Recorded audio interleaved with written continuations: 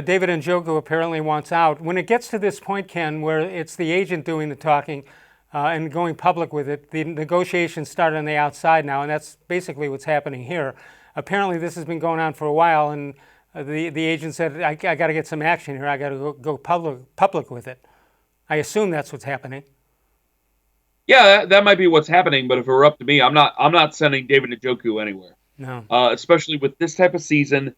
Kevin Stefanski needs all the help he can get. I think there is going to be a football season, at least an NFL season. I think there's going to be a full 16 games. Some way, somehow, they're going to make this thing work, especially, and you brought up the NBA, and I'm glad you brought this up. You brought up the NBA, you brought up Major League Baseball. If they're able to finish some sort of a season, the NFL, that's all systems go.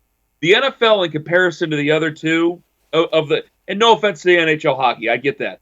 But in the other two major sports that we talk about, they are a giant television show because they have CBS, they have Fox, they have ESPN. Everything's a national broadcast to them. So with them, I'm not as worried about the NFL as I am about Major League Baseball, as I am about basketball, and so on and so forth, because they don't really have a whole lot of regional television contracts. They can end those through preseason and things like that. I think there's going to be a 16-game schedule, and I need to help out Kevin Stefanski any way I possibly can, because I don't know how much of a regular season it's going to be. I think there's going to be a full regular season. I don't know how much of a preseason there's going to be, and there certainly hasn't been much of a camp or any time that these guys can get together. Yeah. All right, ESPN's Jeremy Fowler reports that Njoku might be worth a 4th or a 5th round pick. Is that worth all this, whatever's going on? No. At this time, it's going, get on the field, because I look at David, no offense to Stephen Carlson, Les, I look at David Njoku, I look at Stephen Carlson. One looks like a Greek god. The other one looks like Stephen Carlson. I look at David Njoku and I say, you should be better than what you are right now. You're going to be healthy going into this year. Go be better than what you are right now. Prove to everybody that you're worth money. Prove to everybody you're worth opportunity. And then maybe we can talk turkey. There's a difference in the NFL between angry with the front office and angry with the ownership and angry with your teammate. David Njoku has a good rapport with his teammates. His teammates like David.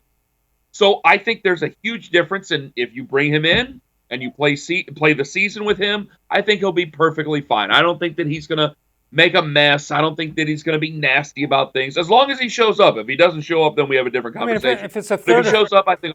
If it's a 3rd or 4th round pick, what's the big deal about it? Those guys, nothing personal. Those guys are certainly replaceable. Yeah, and for David was a 1st round pick, and I would want.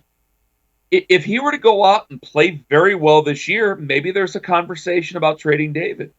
But I think it would behoove him to still show up, play well as best he could under these given circumstances.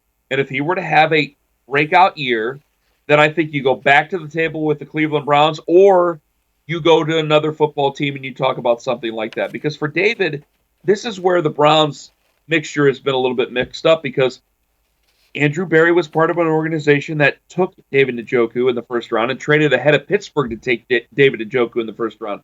We've been told many times that Pittsburgh wanted him. They took him. And so Andrew wants him to work out. And I think the rest of the Browns want him to work out. So there's a lot of things where I understand about opportunity, the future for money. I get totally what David Njoku's talking about and what Drew Rosenhaus is talking about.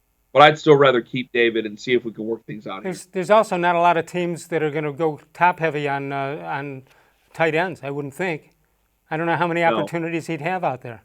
Well, it depends on if he's able to play well. He'll be the 2nd option behind Austin Hooper this year.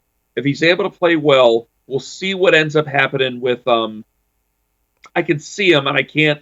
For whatever reason, I'm having a total blank on his name. The kid from San Francisco, George Kittle. The kid from San Francisco, George Kittle. If something happens with his contract, and that's a little bit murky, George has talked about a couple of different things.